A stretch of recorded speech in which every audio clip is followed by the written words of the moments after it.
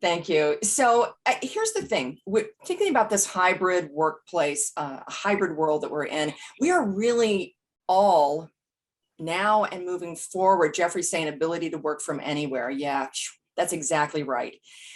And we're going to have to master this hybrid communication, this way of connecting and communicating in a hybrid way. We're all going to have to do it. And so why not start now is what this conversation is all about. And I'd like for you right now to think about an opportunity that you have to communicate in a hybrid way. Now, this could be purely remote and you're just having to communicate with people in different parts of the world. It could be that you're having to communicate with at times with people who are right in front of you, and then at the same time with people who are remote to you. That's really the true version of hybrid. But thinking about people who are, sometimes you're talking to people who are in the office and you're not, but thinking about this new world that we've stepped into, think about a specific opportunity that you have that you want to communicate effectively in. This could be a meeting that's coming up for you where you need to represent something. You need to update a group of people, or even if it's just a person. Think of maybe an opportunity, a message that you want to get out there. And you have this opportunity, but there's going to be a hybrid nature to it. So think about that. But I'd like for you to boil it down to one specific opportunity that you have to communicate in this hybrid way. And later on, we are going to give you an opportunity to do some work around that, to put some tools together for that. So here are some statistics, or one statistic I will throw out there, thinking about we're all going to have to move into this hybrid way of working. 74%, this is a recent statistic that I found, 74% of companies in the US they're either currently using or they plan to implement a permanent hybrid work model. So that's a pretty high percentage, 74%. They're either doing it now or they're planning soon in the future here to implement a hybrid work model. And I certainly, with all of the companies that we work with, and by the way, I work with Pinnacle Group, and we have a number of local clients, but we also have clients from all over the world. And our team is also remote. Brian, who's with us today, he's in North Carolina. The rest of us are in Pennsylvania, but we've found ways of connecting and working and collaborating together effectively. But this is really something moving into the future. And again, my name is Suzanne McCall. So let's move into this and let's get started. Let's take a look at what we're going to be talking about today. And so again, our title is Communicating with Impact in a Hybrid Work Environment. And here's where we're heading. We are going to reframe your mental approach to hybrid communication. We're going to look at creating a plan for every interaction, a plan that can serve you in any hybrid interaction. So that plan is something that we're going to be handing off to you today. We're going to be looking at expanding your awareness potential during hybrid conversations. How do you, in some ways, open up your channels so that you can start to really sense what's going on around you, have greater awareness of others, what they're feeling, what they're thinking, body language, eye contact, all of that, even when you are remote. Are there some things that you can do? We'll talk about that. Identifying intentional communication practices for driving results. That's another thing that we're going to talk about today. We're not going to dive into the technology per se, that will come into our conversation today, certainly, but it's really about what we do with the technology and within the technology. So that's what we're talking about today. This is where we are heading. So we're starting with reframing your mental approach to hybrid communication. This is where we start. And we want to keep this conversational, by the way. I want to hear as many voices as we can. We're a small group, so feel free to chime in. I will have my chat open the whole time. If you ever want to just throw in an idea into the chat or a question, I will certainly be monitoring that along the way. And I see Gail put in here, our organization is doing that. And that was a ways back. Gail, can you just let us know what that was that your organization's doing? Sorry. Oh, it's working towards a hybrid solution. We've been told we're not going to be back. We're not going to be 100% in person. We're not going to be 100% remote. We're going to be a hybrid organization, but they're still trying to define what that is so that, it's equitable for everyone in the organization. Yeah. All right, beautiful. Thank you so much for that. So why are we going to start with this reframe your mental approach? Well, the first thing is that everything starts with mindset. That's how everything begins. That's how anything we do, any action we take, anything that we create, anything that we do. A lot of you, as I've gotten to know you, you're thinking up ways of developing others, ways of promoting learning. And it first lives up here before it lives in the real world. So we're going to start there with that mental approach and reframing it. And also the other reason why we need to reframe our mental approach is because the old mental approach is just not working for us. So that's why we're going to reframe it. So we want to set some context first, and that's where we're heading next. And here we go. These are some things that will allow us to think about where we were previously. Where were we before this world that we're dancing in right now? Well, first of all, in our previous environment, we had frequent opportunities to share the same space and time. There's a lot of that. For the better or for the worse, that's what we were doing in that previous world where we were more just all in person, and it was the rare person who was remote. We had fixed and predictable expectations for outcomes. I don't know about you, but when I look back at the world 3 to 5 years ago, I thought things were unpredictable back then, and that it was tough to set expectations and be accountable and get those outcomes or clearly describe the outcomes. It's nothing in comparison to what it is today. And a lot of what I do training and support for a lot of different kinds of companies in different industries, but I also do quite a bit of leadership coaching. So what I love about that is I get to know what's going on underneath. What are these leaders? What are they struggling with? What are some of the tactics that they're using to get greater results? So I get to pull that into my toolkit, which has been such an amazing thing. So the other thing that we had in the prior world, in the world that we were living in, those spontaneous interactions that led to solutions, connections, and clarity. Is there anybody that misses that? You can raise your virtual hand or your real hand or whatever hand you want to raise. Does anybody miss some of those spontaneous conversations that you would have when you were in person? I know I do. Anybody miss that? You can go up to yes. Okay, thank you for that, Jenny. If you go up to click on, all right, good. I'm seeing applause and I'm seeing a hand raise. Yeah, I miss that spontaneity too. By the way, if you go up to, for me, if I hover up top and click on the 3 dots that say more, I click that down, I can go to reactions and it gives me a lot of choices there. So I can applaud, and Tracy's already found hers for sure. So these are some ways that we used to live, the way that the world used to look. For many of us, we are working in a hybrid way or a more remote way. But let's do this. Let's go ahead and define what a hybrid work environment is, what the hybrid workplace is.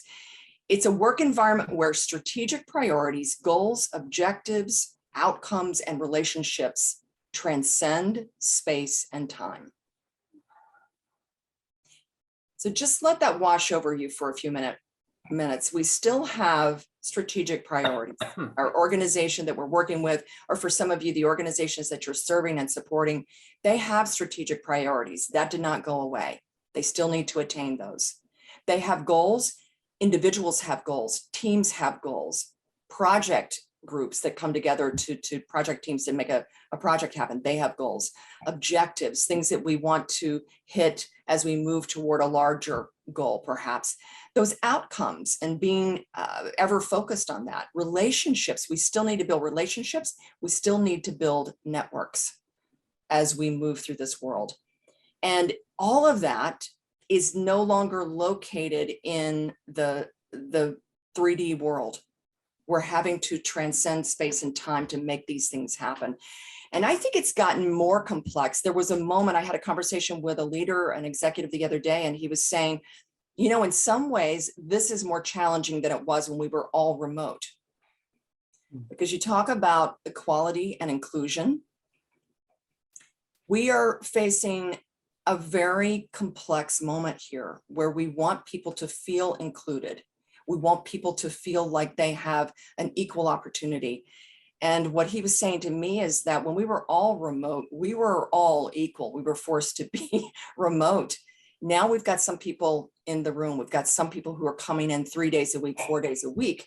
those people might be there when an opportunity comes around. What do we do about that? So just thinking about some of that, and I know some of you have an eye on equality and inclusion, so that's something certainly that we would want to consider in our conversation today. So this is the hybrid workplace. Is there anything you would add to that? Your definition, your thoughts, your considerations around the hybrid workplace?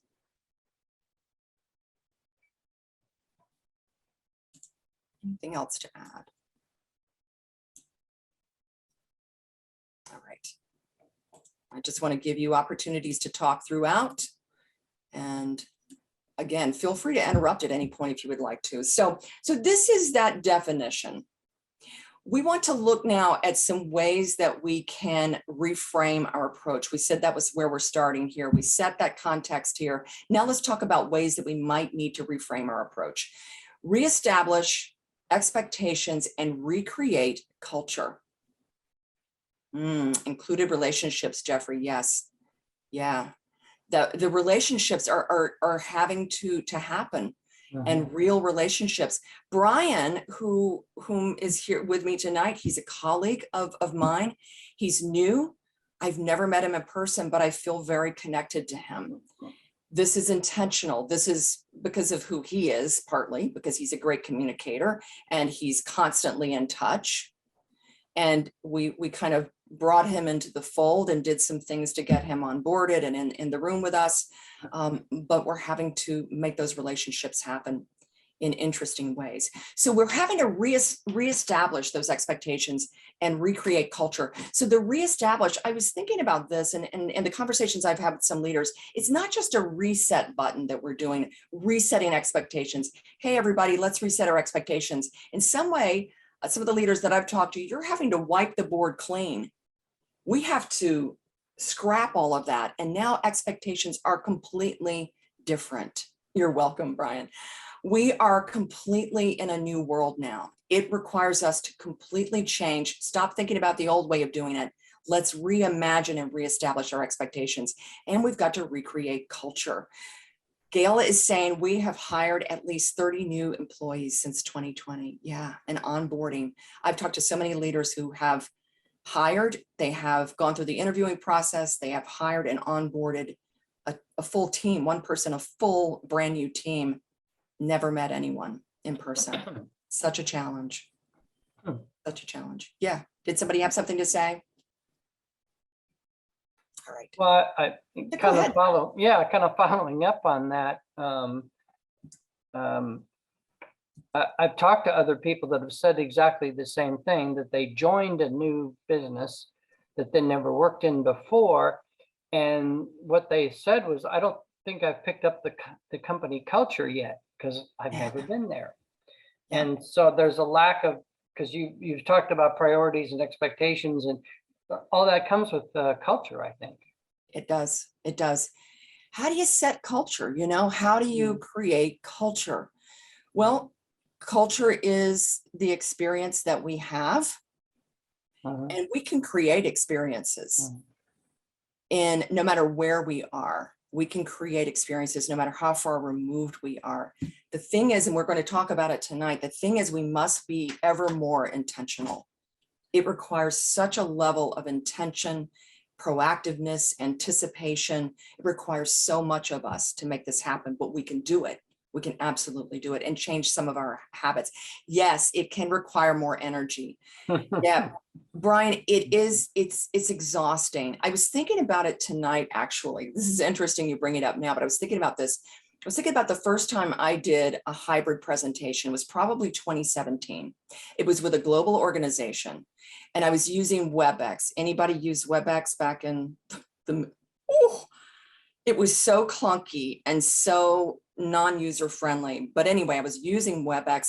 I had some people in the room with me. I had a handful, maybe 7 people in the room with me. Everybody else was dialed in through WebEx. And I had people from Luxembourg, I had people from Germany, I had people from other parts of Europe. I think I had somebody who was, in England, but this was a company that had, they had a presence all over the world. And I'm telling you the truth, when that ended and all of the people in the room walked out of the room, I literally, I almost needed to lie down and take a nap.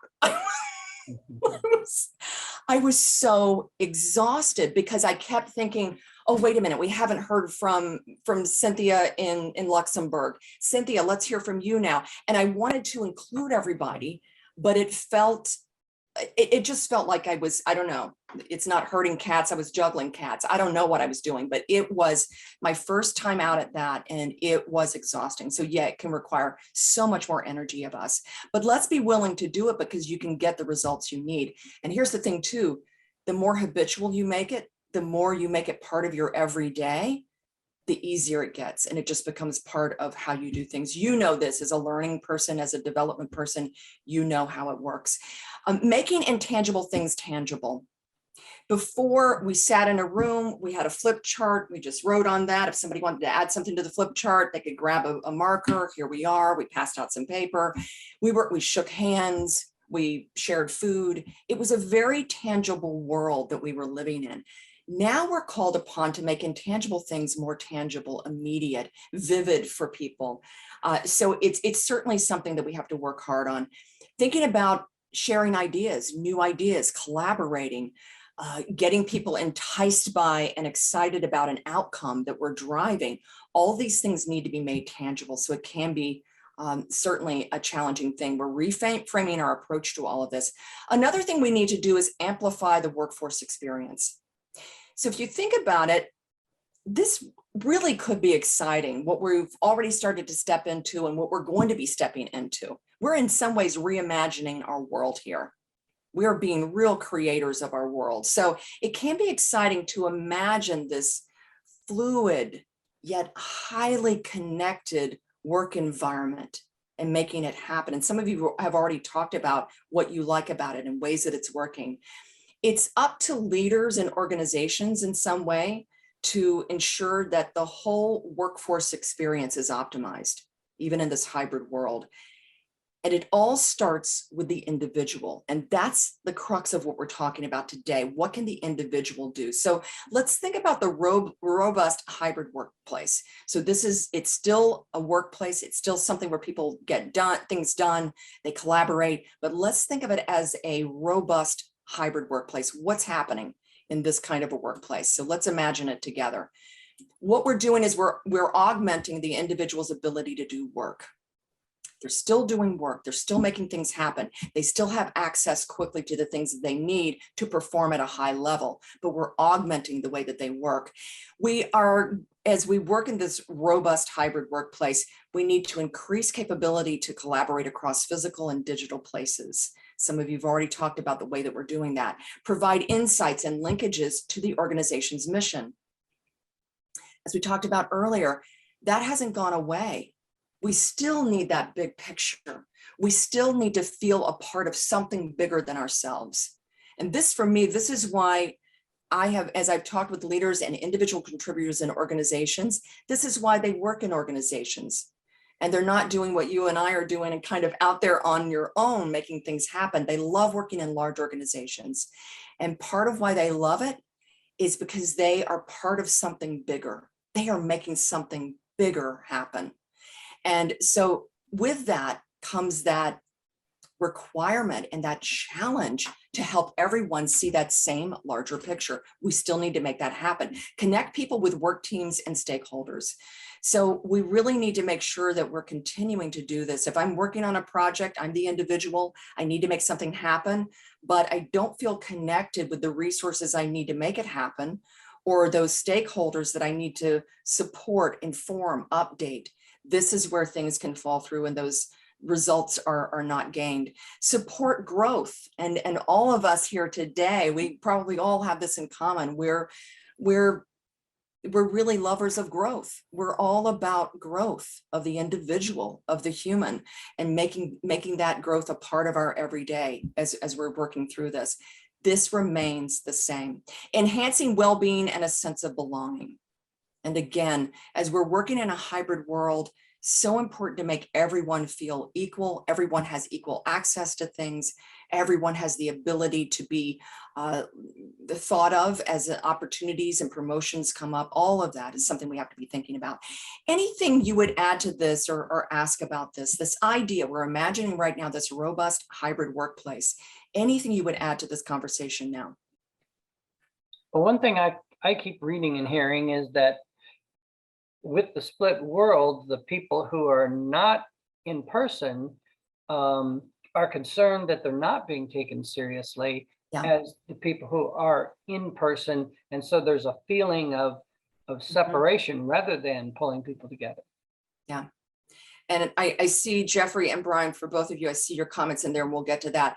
Yes, and I've talked with leaders who have had that concern. I'm not saying this is the magic bullet or the only way to it, but and the leaders that I've talked with, the managers and leaders that I've talked with, had heart to hearts with, they have said the power of the one-on-one is what they have really come to find helps them to overcome a lot of these misunderstandings, a lot of these moments where a person is feeling left out or maybe made some assumptions. Oh, well, they're not talking to me, or, my leader doesn't think I'm capable. The one-on-one. And here's what we're doing at Pinnacle Group. This is part of it, and you're probably doing this as well. We are putting tools. I guess now 90% of what we do is virtual. I just did an in-person the other day, but still 90-something% of what we do is virtual. What we're doing is we're putting into the hands of these managers tools that they can use to have better one-on-ones. And I was just doing a session the other day that was all about knowing your people better and helping them to grow. And we handed them it was a worksheet where they had a set of questions. And I talked to some of these leaders and coached them after, and they said, I can't believe the things that I learned about my team members just by using these questions and taking a moment to ask them these questions. One leader I was talking to, he said, I sent it ahead of time. And then I had the one-on-one like a couple of days later. The person was ready to answer. And he said, it's a conversation I never would have had and couldn't imagine having with this person. And now I know so much more about them and I can lead them so much more effectively. So it's not just having a one-on-one, but having one that's strategic, that's well thought out, that's intentional. You get something out of it. So that would be one way of handling it. So I'm seeing here, Jeffrey, you're saying how to handle people who do not want to be on camera. For me, I encourage it as best I can. Maria's driving. I'm not going to ask Maria to turn on her camera. It's not even good.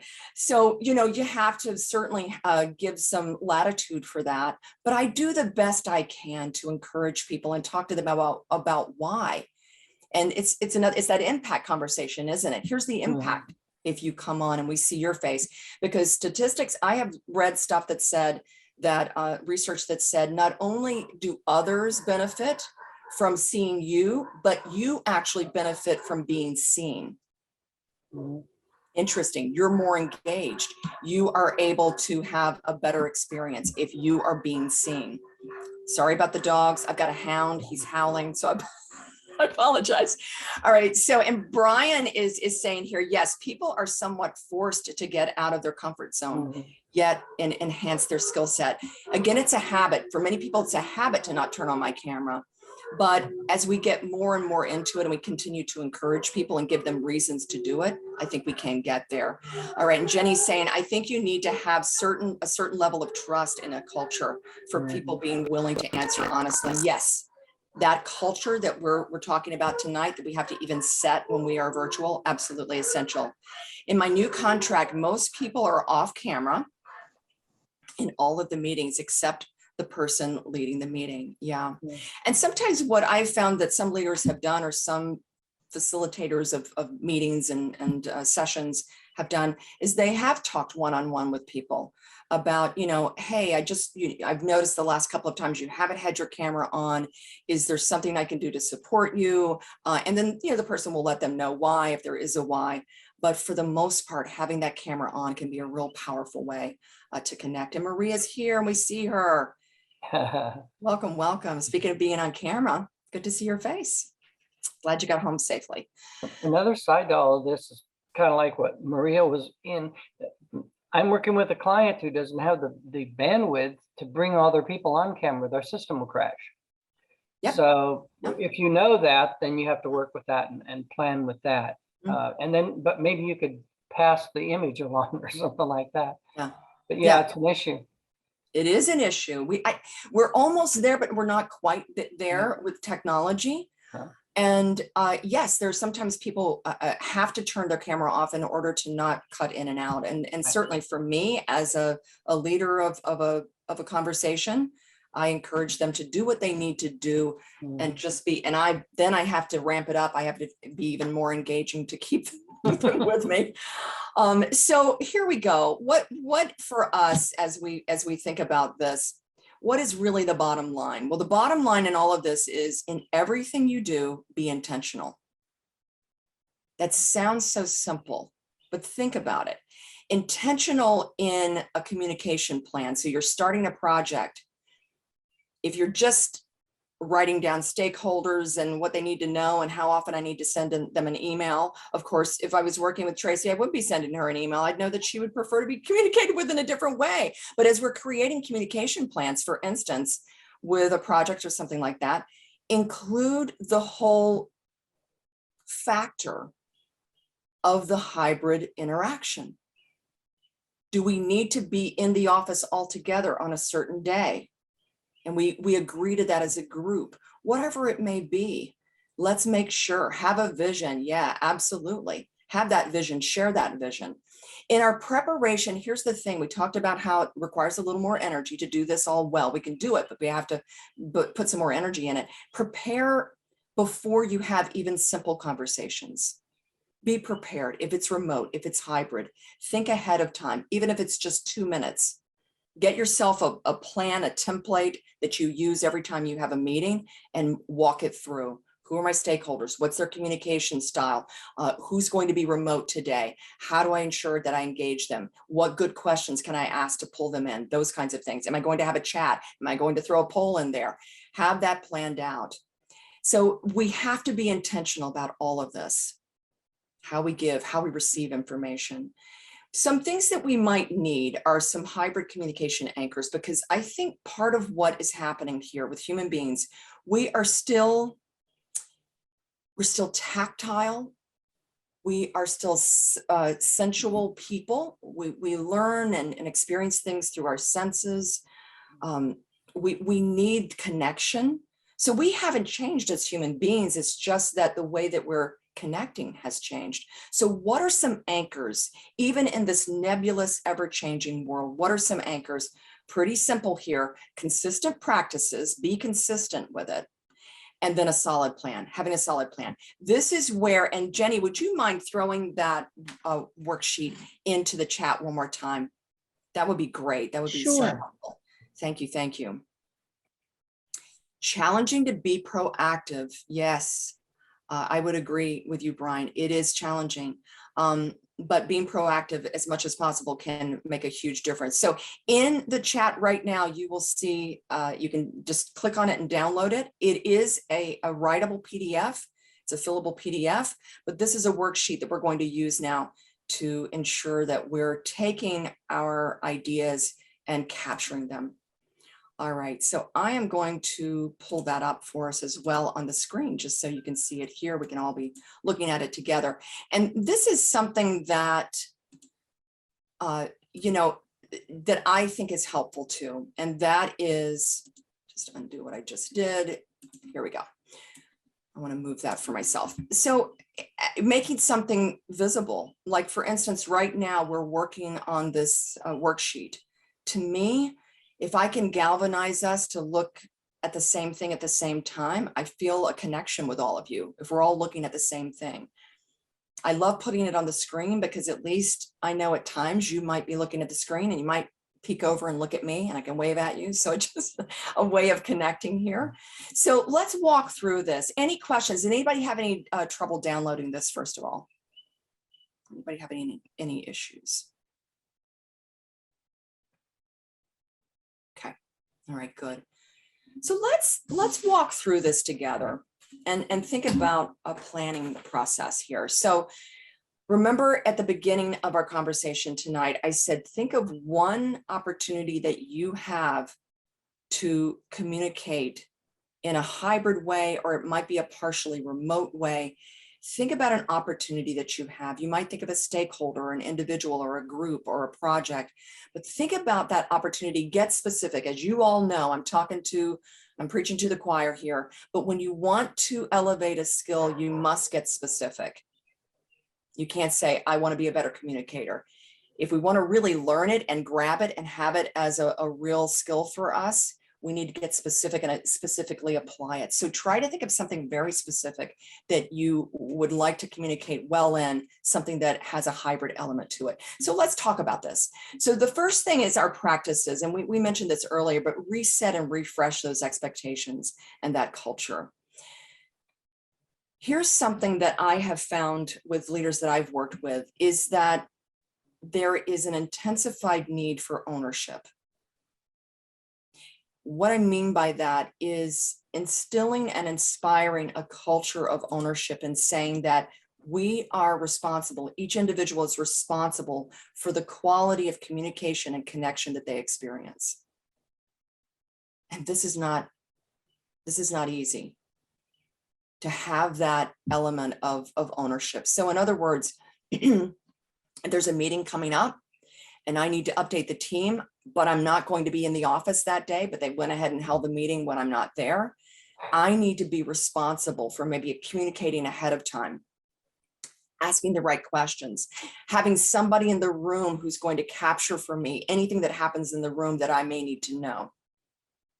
But it's that ownership if it's not working for me. So Jenny, seeing some things that you're saying here, you're saying an important skill set to communication is recognizing and understanding that we all have a filter, all filter information very differently.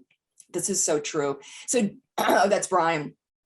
Yeah, absolutely. We're all very different. So the way that we approach something, the way that we communicate, we have to take that into consideration.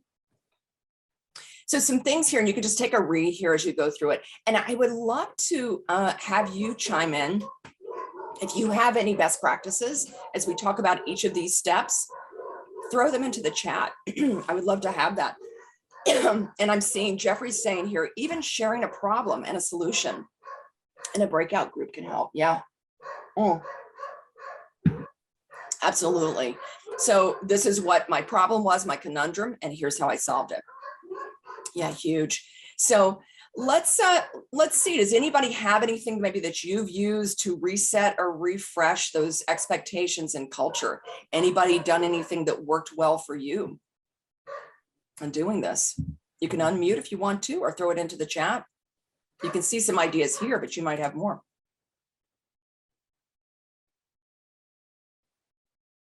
Resetting that culture. So Suzanne, I think in some cases from my experiences, even just saying, I want to make sure I understand, or you know, I'll make sure that I hear you correctly, or just things like that, that really helps you better understand what it really is that they're saying from my experience. Yeah, because we're sometimes missing body language and some of those things that we get in person. Yeah. I had one leader who it was part of her team was relatively new, and they went into the whole pandemic thing, and I was working with her, I guess it was last year in 2021, but what she did with her team as it changed and they solidified and they got the team together and they were working, moving forward, she sat down with them virtually, remotely, and in a hybrid way, and they created a team charter for working in a hybrid way, which I thought was really powerful. She and I worked on what that meant and worked on how to shape it and drive it forward. But as a team, not her saying, hey, everybody, here's what's going to make you feel connected. Here's what we're going to do with meetings. Here's how often we're going to be doing this. She worked with them and they talked about the cadence of interactions, the types of interactions, how things need to be shared, when they need to be shared. Is there someone in the room who can be responsible for informing somebody who can't be there on a certain day, or somebody who's in a meeting when the time zone for somebody else is such that they can't be in the meeting? And one thing she said is that decision-making, being more transparent with decision-making, was a powerful step. And what they did with that is they didn't only share, hey, the meeting this afternoon, here's our decision, just so you know. I know you weren't at the meeting, but here's our decision. She said the simple step of sharing how they came to that decision, the conversation, what else was added in, what was the opposing idea there that shifted things a little bit, and then how did they come to that conclusion? She said that has been such a powerful thing for their team, for everyone to feel included. And Jenny, I see you there saying that's important. Yeah, and often miss. And Tracy, I see you saying even before the pandemic, my very good friend incorporated that into every meeting. And she said it absolutely changed her meetings. Yeah. And Tracy, yeah, go ahead. Oh, just sorry. I think Brian was talking about it when just with talking with people, and even more now that we're virtual. But yeah, she would always finish meetings with, "So what I heard you say," and then wrap it up, and then have them confirm. And I should do that too. So thanks for the reminder. Yeah. Yeah. And at the end of meetings, I've talked to a lot of leaders. They have different ways of ending meetings, but it's something that really brings everybody back into focus. And it could be something as simple as, you know, what else do you need? How else could I serve you in this meeting? Or what's one thing you're taking away from this meeting? But at the end of the meeting, just making sure that there's a check-in with everybody. The next thing that we're talking about here is leveraging the moment. And I just want to think about here with, again, making everyone feel equal, making everyone feel a part of it, making everyone have that equal access and importance in any interaction. But we want to be prepared ahead of time, make sure everybody has what they need to come into a conversation or an interaction effectively, even if it's somebody who you are having to lead up to or communicate up to. That can be certainly very helpful. Eliminating distractions and being fully present. This is so difficult. But what I will tell you is this is almost like it magnetizes. If you are a person who is fully present, fully in it, even when you're virtual, you have a better chance of magnetizing that focus of others. But it takes a lot of effort and a lot of focus to do that, and reminding yourself over and over again. Turn up your radar on body language. It's not going to be as obvious as it is in person, but if you're seeing that someone seems distracted and they're looking away, they could be taking notes, or they could be looking at their phone or their cat, or it's any number of things. But when you're seeing someone who is a bit removed in any body language you can pick up on, it might be a moment to ask them a direct question, or to pull them in, or in some way become more engaging, entice them further to bring their focus in. Using technology strategically, not just because we have the technology, how do we use it strategically? So you might want to jot down a few notes and thoughts on that to make sure that you are, that you're attributing this, or that you are adding this to your plan for your opportunity. Balance of expressive and receptive behaviors, you're all experts in that, but just to think about the fact that when we're in any interaction, any communication, even when we're hybrid or we're remote, there's always a balance of expressive and receptive, where we are expressive, where we are receptive. We need to be doing both.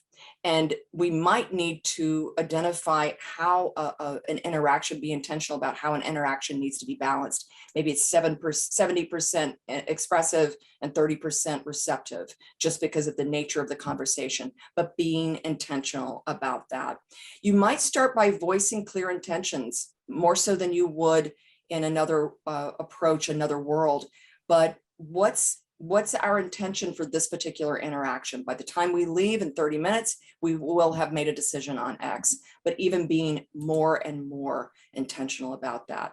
Receptive body language, you all know this, you're all looking great here, but you want as much as possible to be looking at the camera when you're speaking and saying something important, using as much open body language as you can, keeping yourself open. For me, I like to position my camera so that you can see at least a little bit of my upper torso. I just think it lends to that connection as well. Using expressive behaviors such as vivid language, narrative techniques, all of those are really helpful. The more visual we can be with our wording and describing things, the more that people can grab it and run with it. All right, so the last thing here is just about the team. We've talked about a lot of these. One-on-ones can be very powerful, creating frequent opportunities to connect. So we have to be intentional about that. How are we going to connect? How are we going to make sure that we are working together closely? Establish daily channels to generate that spontaneous interaction that we're missing when we are working in a hybrid way. And then capture the key things in a conversation and then share that out, maybe making it visual, making it something that others can tangibly see and make a part of their understanding. So these are just some ways of looking at it. And again, I hope that you've added some notes there for yourself and your situation. So here's where we get very specific about you and your situation. Desired outcome. Before you start any conversation, what is my specific desired outcome when we're working in a hybrid way? Even more important. Know exactly what you want to get out of that 15, 20, 30, 45-minute conversation. Know that audience. You know this. All of you do this probably just naturally without thinking about it.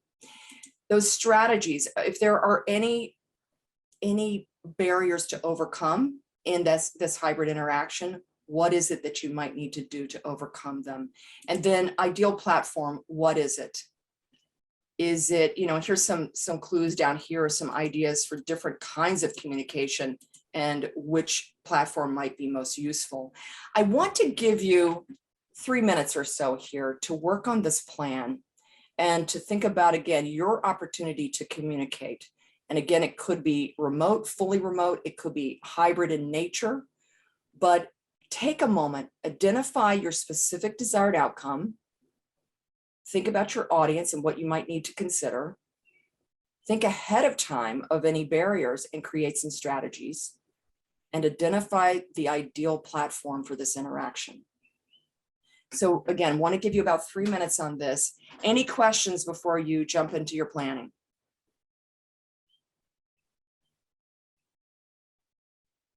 Okay. All right, so I'm giving you some time on this.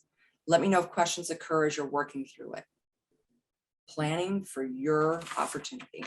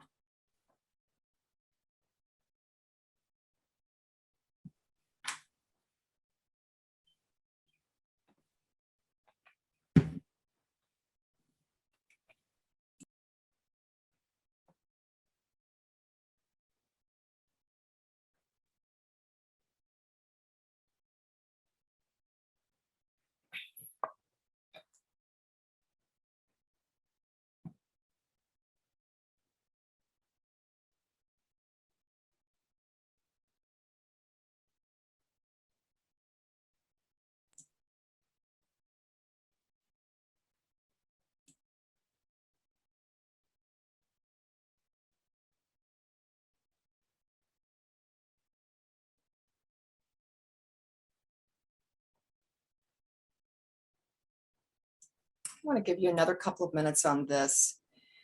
We don't often have the luxury of doing this kind of planning, even if it's for a few minutes.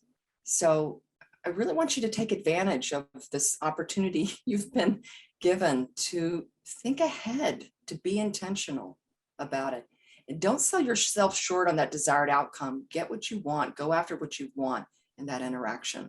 So just another minute or so to work.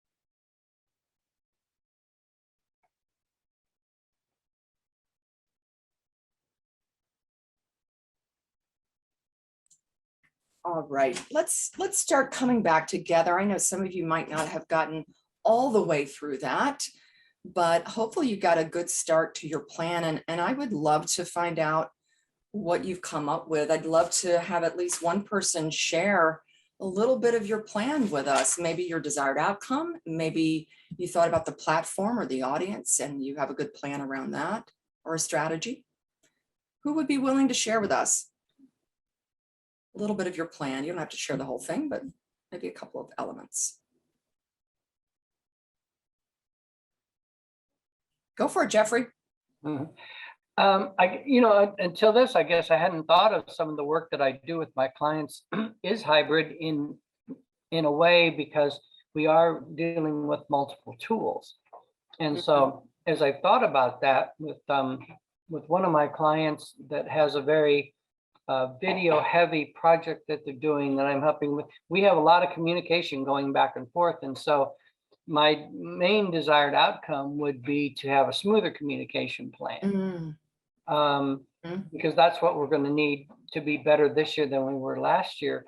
Nice. And then in terms of the audience, we got they have a new team member that I'll be working with. So I think spending more time with those people, understanding the changes that they've made would be very helpful. And that would lead me to coming up with a better strategy. Yeah, absolutely. And And we have several tools that we're going to need to use, and it's not all going to be Zoom, but it could be other things that we do to communicate, because we have Dropbox and other things that we need to settle up on that would help us with the project. Yeah. All right. Good work there, Jeffrey, in a few minutes there. Yeah. So do you feel a little clearer perhaps in having spent a little bit of time planning? Yeah. Oh, yeah. It made me view it from a completely different perspective. All right. Beautiful. That's great, Jeffrey. Thank you so much for being willing to share that. It's interesting with just a few minutes. I mean, I think I literally gave you 3 minutes, might have been 4, but just a small amount of time. And it can really shift the way you approach something. So it feels like it's a lot of work to plan ahead, but many times it's just a few minutes here. So Jenny, I want to check in with you. Do we have a few more minutes here to work or? Yes, sure. Okay. I'm just wondering, is there anybody else who is willing to share a piece of their plan or has a question around their plan? Anybody else in the group want to share a little bit or ask?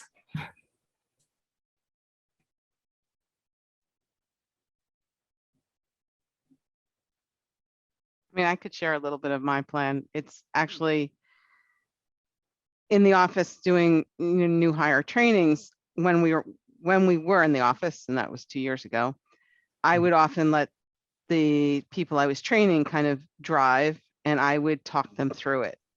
But being hybrid, and sometimes, especially if I have more than one person at a time, which I sometimes do, it's much more difficult, because if you're sitting over their shoulder and you see the mouse going to the left and it should be the right, there are ways to guide them, and it's much.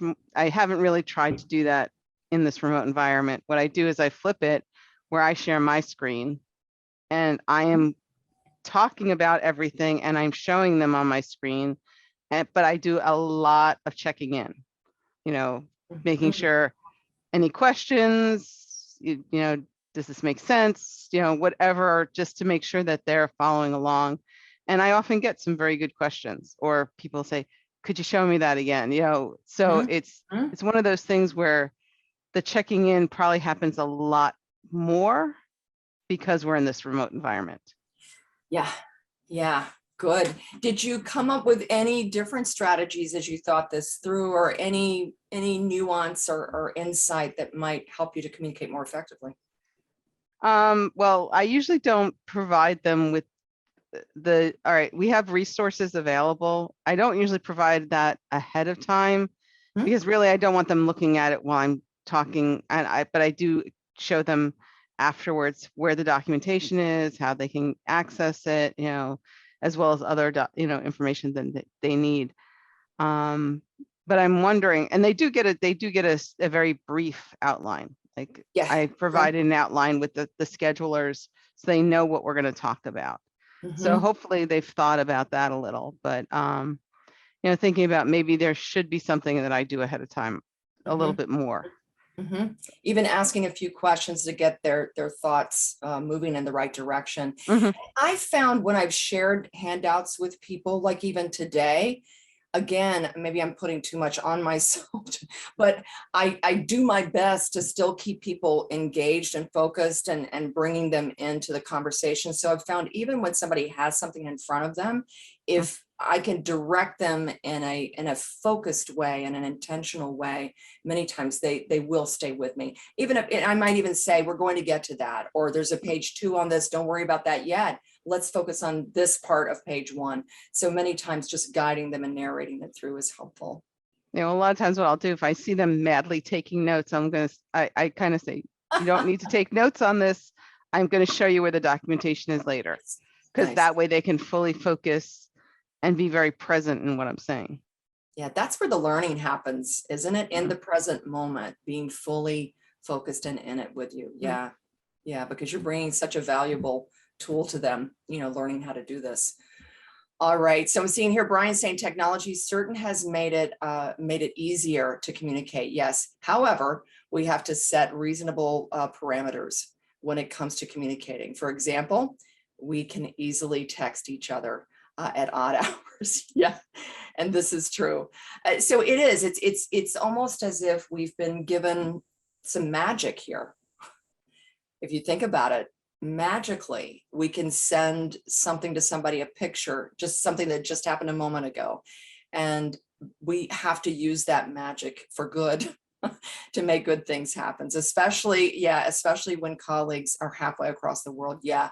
Ooh, that's a tough one. Yeah, I would not want to wake somebody up in the middle of the night. People also need to understand what may be required of them. Yeah, this is true. This is true. So this is why I think something like a charter or setting norms for a team and just making sure that we all are in agreement. Not always easy to do that, but this is something I think if we can come to agreement, we can certainly work better together. But the other thing that I just want to add to that, it's not just as far as communication, but you'd be surprised how many people don't understand, like if their internet speed is at the bottom of the barrel, that's what you're paying for, that's what you get. And trying to make them understand, like, you could pay $5 more a month and you wouldn't have this lag, or you wouldn't have that. And especially in the beginning when we had people where, there were multiple people in the household, either working from home, going to school from home, and everybody's using the, Mhm. they didn't quite understand, like if you have 5 people using the same router, it's going to be slower. Yeah. Yeah. So You probably, you know what, Gail, you probably helped people to understand that, and it probably changed their world when you said, hey, this is your bandwidth, but it's changeable. You can make it, Mhm. you can make it better. So here's what you do. And I think some people just didn't know, Right. the impact of that. All right. Well, I'm so glad that we had some time together. I sound like Carol Burnett here. If anybody remembers that, to have a laugh or sing a song. But I want to round things off here. I would love to just have you think about this. So as we move ahead on the path ahead, how can you be more intentional and create more connection? So as you think about those connections we need to make, if you would just throw into the chat some things that you're committed to doing. What are you committed to doing that will allow you to be more intentional, to create more connection? Is there an everyday practice that you want to just add into your regular day? Is there something, maybe a conversation you need to have, or an action you need to take? But what's something you're committed to doing that will allow you to be more intentional and or to create more connection with others? So share that in the chat and we can inspire each other with that as we finish things off. Checking in more frequently with teammates, says Gail. Thank you so much for that. Yeah, nothing beats it. What else? Who else will add something to the mix here? What is it that you're making a commitment right here in front of all of us? You're making a commitment to do this. And like, Gail was talking about having better access, as far as your internet is concerned, it lowers your stress level. So some of the things we're talking about today can lower your stress level. All right. So yes, it is critical to effectively listen. Thank you, Brian. That's something we really need to be mindful of as we work virtually. Plan more effectively, even for regular meetings. Yes, Tracy. And we proved today that it only takes 3 minutes. You can just do it in 3 minutes. And this is a worksheet. Well, what I've handed you, you could use that over and over and over again, because it is something that's writable. You can use it over and over again. Okay, so pre-planning for a few minutes and writing before a conversation. Yeah, reconsider what hybrid means and how it affects all of us. Thank you, Jeffrey. Yes, thank you for that. And then conduct research on technology tools to use. Yes, Maria, there's stuff out there. And there are people who that's what they love to do all day long, is talk about technology and think of ways of helping people solve problems. So yeah, do some research about that, making this a regular part of my planning. All right, good stuff. Very good stuff. And again, I want to thank you, Brian. Yep, thank you for that comment there. I want to thank all of you for spending some time with me. It's been a pleasure to get to know you, to get to know what you're working on and a little bit about your worlds. And I just want to say thank you for spending some time together tonight.